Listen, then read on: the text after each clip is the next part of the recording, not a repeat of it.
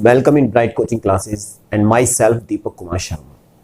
Today I will discuss chapter number 3, 3 marks question, and my question is state Kirchhoff rules. Use these rules to write the expression for the currents I1, I2 and I3 in the circuit diagram shown. तो यहाँ पे हमें Kirchhoff rules बताने हैं, दोनों state Kirchhoff rules, दोनों rules बताने हैं और उनका यूज करना है हमें सर्किट डायग्राम में। तो हम ये काम करेंगे। तो इससे पहले हमने किरचॉफ रूल को ऑलरेडी पहले से पढ़ा हुआ है, फिर भी मैं एक बार इसको एक्सप्लेन कर देता हूं आपके सामने। किरचॉफ रूल जो है वो फर्स्ट रूल है, मैंने आपको बताया था सिग्मा आई इक्वल टू 0, यानी कि जिसे हम जंक्शन रूल बोलते हैं। Junction rule it means the input current, the sum of input current equal to the sum of output current, यानी इनपुट और आउटपुट करंट का जो सम होगा दिस इज इक्वल टू 0। तो this is the sigma I equal to 0। The sum of all currents at the junction point will be 0। ये हो गया हमारा first law. And the second law is the loop rule. Loop rule it means sigma v equal to 0, यानी in a close loop the total potential difference will be 0। और अगर हम इसको थोड़ा और क्लियरिफाई करें तो sigma e equal to sigma I R. Sigma e equal to the total sum of all EMFs in a close loop equal to the total sum of the product of I into R। तो ये हो गया हमारा sigma E equal to sigma I R.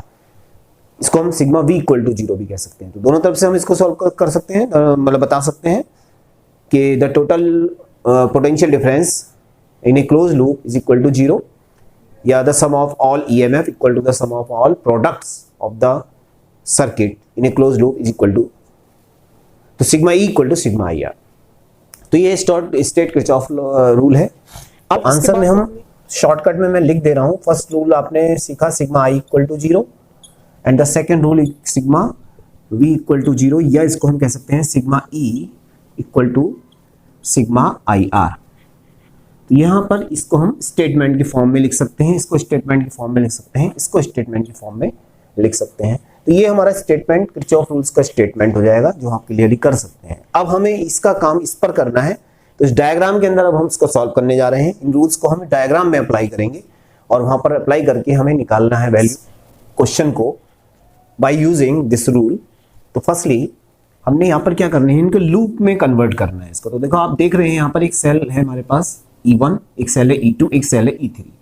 तो E3 cell जो है वो सबसे बड़ा सेल है, यानी कि 4 वोल्ट का एक सेल है, और इस 4 वोल्ट के सेल से हमारे यहाँ से करंट फ्लो हो रही है। तो ये I3 फ्लो हो रही है, E3 सेल है तो I3 करंट इसमें से फ्लो होगी और पॉजिटिव से नेगेटिव की तरफ को चलेगी, तो पॉजिटिव से ये करंट यहाँ से फ्लो हो रही है। ठीक है, I2 सेल में भी अब ये करंट यहाँ से यहाँ पर डिस्ट्रीब्यूट हो रही है I1 और I2 करंट में। इट मीन्स सेल से अपोजिट में जा रही है ये, क्योंकि सेल की इसकी EMF ज्यादा पावर में है, इसलिए करंट अपोजिट में जा रही है। यहाँ पर 3 सेल्स हैं, 3 इंटरनल रेजिस्टेंसेज हैं R1, R2 एंड R3, और बाकी ये आपके इसके साइड्स हैं A B C D E F। तो करंट्स हैं, सेल है और इंटरनल रेजिस्टेंसेस हैं। तो हमें क्या करना है, क्लोज लूप अप्लाई करना है। लेकिन उससे पहले हमें क्या करना होगा, ये जंक्शन पॉइंट पर आप देख रहे हैं कि ये जो करंट है हमारी, ये I3 करंट जो है I1 और I2 का सम है। तो यहाँ पर जो ये करंट सम हो रहा है, जैसे I3 इधर जा रही है और I2 इधर जा रही है और I1 ऊपर की ओर जा रही है, यानी डिस्ट्रीब्यूट हो रही है ये I3 करंट I1 और I2 में। तो सबसे पहले हम एट ए पॉइंट C पर जंक्शन रूल अप्लाई करेंगे। तो at a point C by using junction rule, हम यहां पर जंक्शन रूल को अप्लाई करेंगे, यानी कि I3 इक्वल टू हो जाएगा I1 प्लस I2। ये हो गया हमारा जंक्शन रूल के अकॉर्डिंग। अब हमने क्या करना है, इसमें लूप बनाने हैं। जैसे ये फर्स्ट लूप है, आप यहां से स्टार्ट कर सकते हैं, ऐसे चलेंगे। सेकंड लूप आप यहां से नीचे की ओर चलेंगे। तो इस तरीके से एक लूप हम यहाँ पर बनाते हैं। तो फर्स्ट लूप इसको मान लेते हैं, सेकंड इसको ले लेते हैं, पहले हम इनमें अप्लाई करते हैं। तो पहले हमें I1, I2 और I3 इनकी इक्वेशंस बनानी है और उसके बाद उनको सॉल्व करना है और फिर I1, I2, I3 को आंसर निकालना है। बहुत ही ध्यान से देखेंगे इसको। सबसे पहले लूप नंबर 1, तो इन लूप का नाम क्या होगा, ABDCA। इस लूप में हम चल रहे हैं। इसमें हमने सबसे पहले क्या करना होगा कि यहां से जो हम अप्लाई करेंगे वो ये वाला रूल अप्लाई करेंगे, sigma E equal to sigma I R. तो सिग्मा ई तो हम बाद में देखेंगे, पहले हम आई आर को देख लेते हैं। लूप यहाँ से स्टार्ट कर रहे हैं हम, तो देखो आप यहाँ पर ये सेल जो है यहाँ से स्टार्ट कर रहे हैं, लेकिन ये अपोजिट डायरेक्शन में है, ये अपोजिट में ही सेम डायरेक्शन में है। सेल दोनों अपोजिट लगे हुए हैं। अगर इस सेल को हम सीधा मानते हैं तो ये उसके अपोजिट में लगा हुआ, देखिए प्लस से प्लस ज्वाइंट है, तो प्लस से प्लस अगर सेम टर्मिनल एक दूसरे के साथ ज्वाइंट होते हैं तो वो अपोजिट होते हैं दोनों सेल। अगर प्लस के साथ माइनस है तो ऐड होते हैं। तो चलिए वो हम बाद में करेंगे। सबसे पहले हम देखते हैं कि यहाँ पर हम करंट को देख लेते हैं, करंट का क्या रोल है। देखिए I1 और यह रेजिस्टेंस 4 है, तो इसी डायरेक्शन में हमने चलना है, क्योंकि ये हमारी डायरेक्शन है लूप की। इसी डायरेक्शन में हम इस तरीके से चल रहे हैं, इस टाइप से हम बढ़ रहे हैं आगे की ओर, और ऐसे घूम करके इधर ही आ जाएंगे। तो इस डायरेक्शन में जितना भी होगा सेम डायरेक्शन प्लस होगी और अपोजिट डायरेक्शन माइनस होगी। तो पहले हम इसको देखते हैं।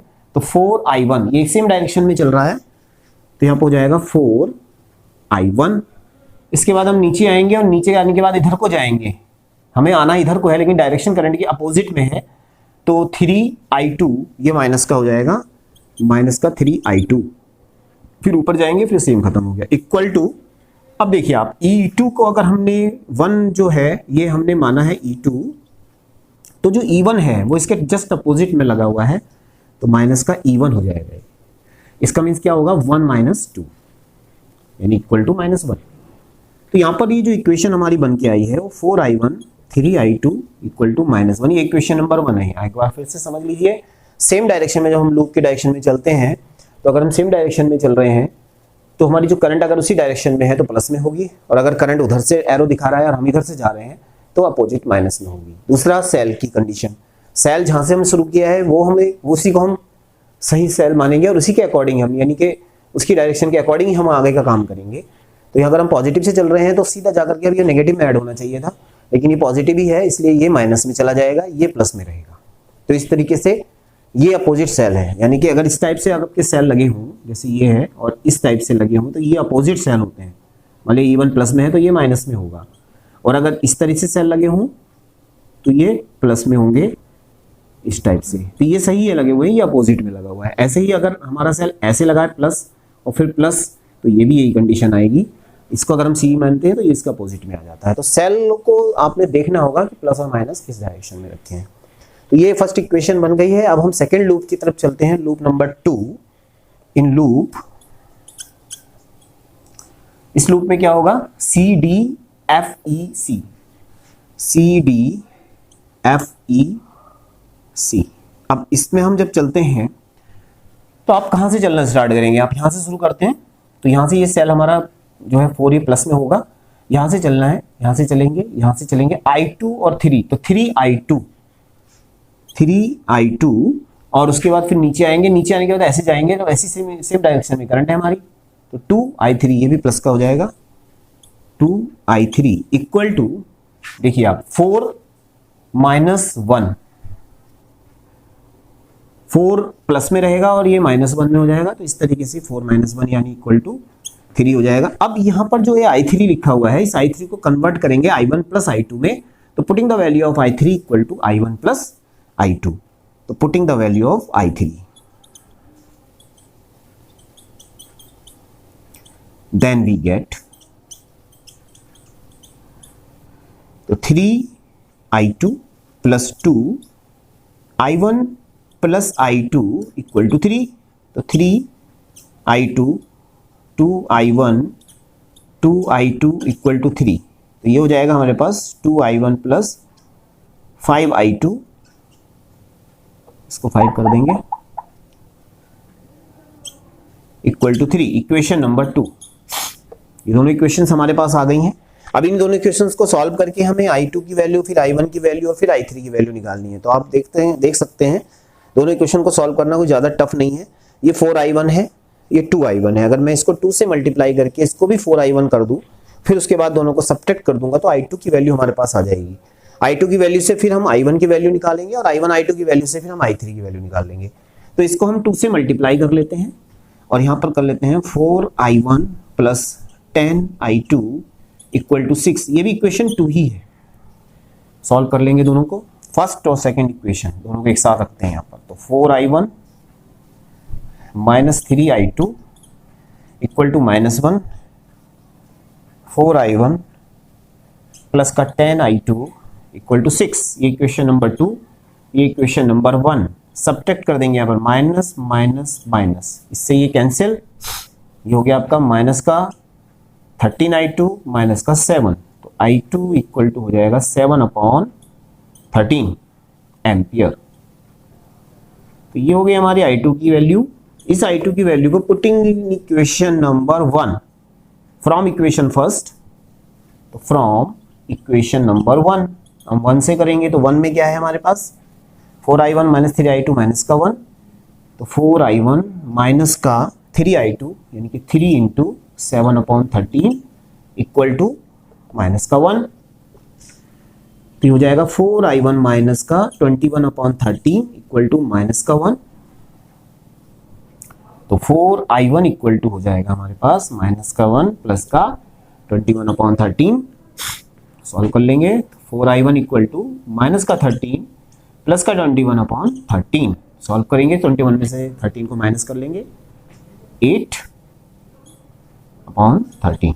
4i1 यानी i1 इक्वल टू हो जाएगा 8/4 इंटू 13, 4 से इसको कट करा 2/13, तो i1 इक्वल टू हो जाएगा 2/13 एम्पियर।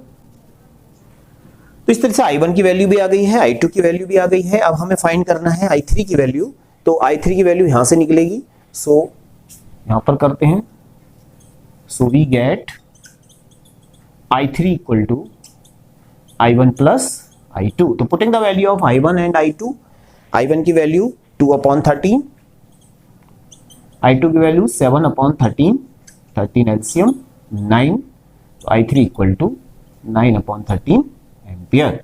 तो इस तरह से i1, i2 एंड i3 ये वैल्यूज हमारी आ गई हैं, और ये जो इक्वेशंस हमने बनाई हैं ये है हमारी right the expression for the currents i1, i2 and i3 in the circuit diagram shown. तो सर्किट डायग्राम से ये एक्सप्रेशन हो गई हमारी और ये वैल्यूज निकल गई है। तो इस तरीके से ये किरचॉफ रूल की एप्लीकेशन, जो किरचॉफ रूल था हमारा, उसकी एप्लीकेशन एक तरह से उनको अप्लाई किया है हमने इस पूरे न्यूमेरिकल के अंदर। और ये क्वेश्चन बहुत ही अच्छा क्वेश्चन है। इस टाइप से कुछ बड़े क्वेश्चंस भी आते हैं, कुछ छोटे भी आते हैं, लेकिन मेथड सेम है। इसी मेथड से आपको इसको करना होगा। तो इस तरीके से हमने क्वेश्चन नंबर 8 कंप्लीट कर दिया है। इस तरीके से हो जाएगा। क्वेश्चन नंबर 9, तो सबसे पहले हम लूप नंबर फर्स्ट में देखेंगे। तो लूप नंबर फर्स्ट, तो इन लूप 1, लूप का नेम है AFEBA, AFEBA। इस लूप में हम देखेंगे, तो इस लूप में हम स्टार्ट कर रहे हैं इस बैटरी की तरफ से। 6 वोल्ट की बैटरी है, करंट i3 है, तो i3 और 2 से मल्टीप्लाई कर जाएगा तो 2i3। उसके बाद फिर आगे बढ़ेंगे, रूल अप्लाई कर रहे हैं हम IR इक्वल टू E का, ये वाला रूल अप्लाई कर रहे हैं, या V इक्वल टू IR भी कह सकते हैं आप इसको। ये वाला रूल अप्लाई कर रहे हैं, यानी कि सिग्मा और सिग्मा। तो i3 2i3, उसके बाद ऊपर चलेंगे 3i3 प्लस का, इसके बाद हम नीचे की ओर आ रहे हैं, तो i2 into R1 equal to, अब कुछ नहीं होगा, अब पोटेंशियल काम करेगा। देखो 6 वोल्ट, 1 वोल्ट, 3 वोल्ट, ये तीनों बैटरी सीधी लगी हुई हैं, तो 6 प्लस 1 प्लस 3, तो यहाँ पर हो जाएगा 5i3 plus i2 into R1 equal to 10। अब putting the value of i2 equal to 0, तो यहाँ पर दिया हुआ है no current flow in the arm BE, तो BE आर्म में जो करंट फ्लो रही है वो i2 है, तो गिवन i2 इक्वल टू 0, तो 5i3 इक्वल टू 10, तो i3 इक्वल टू हो जाएगा 10/5 यानी 2 एम्पियर, तो i3 इक्वल टू हो जाएगा 2 एम्पियर। तो ये तो करंट आ गई हमारी i3 की। अब हमें i1 और i2 निकालना है, तो i2 तो ऑलरेडी हमें पता ही है, ये दे रखी है। अब i1 हमें फाइंड करना है, तो हम यहाँ पर देखेंगे एट ए पॉइंट B, जो जंक्शन पॉइंट है हमारा, उस जंक्शन पॉइंट पर जो i3 है वो i1 प्लस i2 का सम है।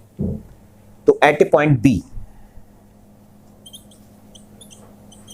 जो B पॉइंट है हमारा, उस पर जो हमारी इक्वेशन बन रही है वो है i3 equal to i1 plus i2। Putting the value of i3 and i2, putting the value of i3 and i2, so we get, रखते हैं इसमें I3 की वैल्यू हो गई 2, I1 हमें फाइंड करना है और I2 की वैल्यू हो गई 0, तो I1 equal to 2 ampere. I1 हमें मिल गया, I3 हमको मिल गया है और I2 हमें पता चल गया है। तो ये तीनों करंट हमें यहाँ पर मिल चुकी हैं। तो पहला जो हमारा आंसर था वो यही था कि हमें इसमें करंट फाइंड करना है, लेकिन करंट हमें फाइंड करना पड़ता क्योंकि नो करंट फ्लोइंग वी। अब हमें पोटेंशियल फाइंड करना है, what is the potential difference between point A and D. तो potential difference between A and D, it means यहाँ पर दो पोटेंशियल है, तो यहाँ पर हम वी ए डी मान लेते हैं सपोज। तो let the potential difference between A and D equal to V A D, ठीक है। तो यहाँ पर अब इस वाले लूप में हम लेंगे, तो लूप कौन सा लूप है ये, A F E D A, इस वाले लूप में हम लेंगे। तो इस लूप के अंदर हम काम करेंगे, वी ए डी जो है हमारा ये ए डी है, वी ए डी और 1 वोल्ट, ये दो, एक वी ए डी ये हो गया हमारे पास, एक 1 वोल्ट की बैटरी हो गई, ये एक साथ रहेगा, बाकी सब जो है ये इस तरीके से। तो यहां से स्टार्ट कर रहे हैं 2i3, उसके बाद आगे बढ़ेंगे 3i3, इसके बाद यहां पर कुछ नहीं है और यहां पर भी कुछ नहीं है, तो equal to V A D और प्लस का 1, ये टोटल पोटेंशियल यहां पर आ गया। वी ए डी ये वाला है और 1 ये है। तो किसी भी, अगर हमें किसी भी दो टर्मिनल के बीच में पोटेंशियल निकालना है तो उसको लेट कर लीजिए और उसके साथ जितने भी पोटेंशियल हैं वो सम कर लेंगे, तो वो तो टोटल पोटेंशियल आ जाएगा अकॉर्डिंग टू दिस फार्मूला। ये वाला फार्मूला हम यूज करते चल रहे हैं, इसमें भी किया है, इसमें भी कर रहे हैं। और सिग्मा आई आर इनकी मल्टीप्लाई करेंगे, अगर अपोजिट डायरेक्शन में होते तो माइनस में हो जाते, सेम डायरेक्शन में है तो प्लस में है। अब हम इसको सॉल्व करेंगे और वी ए डी फाइंड करेंगे। तो वी ए डी हमने फाइंड करना है, इसको आप इधर ले लें, तो 2 इंटू I3 की वैल्यू यहां पर हमारे पास कितनी मिल रही है, 2, 3 इंटू 2 और माइनस का 1 equal to V A D, तो potential difference between A and D. तो 4 plus 6 minus 1 equal to V A D, 6 9 10 minus 1 equal to V A D, तो V A D equal to 9 volt. तो this is the potential difference between the point A and D. तो ये जो हमारा numerical था, ये numerical base था इस फार्मूले पर, ओम्स लॉ भी कह सकते हैं इसको, और इसको आप लूप रूल भी कहते हैं। Total sum of the product of current and resistance is equal to the total potential in the loop. तो यहाँ पर टोटल पोटेंशियल, टोटल्स प्रोडक्ट, यहाँ पर भी टोटल प्रोडक्ट, टोटल पोटेंशियल, दोनों को एक ही रूल अप्लाई किया है और उससे आंसर निकाला है। तो बहुत ही अच्छा क्वेश्चन है और समझने वाला क्वेश्चन है। तो किरचॉफ रूल भी अप्लाई हो गया और साथ साथ में हमने उसको सॉल्व करना भी सीख लिया है। तो this is the question number 9।